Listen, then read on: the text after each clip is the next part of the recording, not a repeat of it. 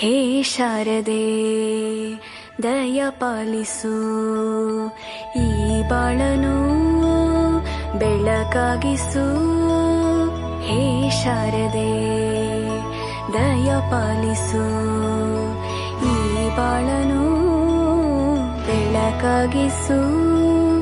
ನಾಳೆಗಳ ದಾರಿಯಲೇ ನಂಬಿಕೆಯ ನೆಲೆಯಾಗಿರಿಸು, ಮುನ್ನಡೆಸು.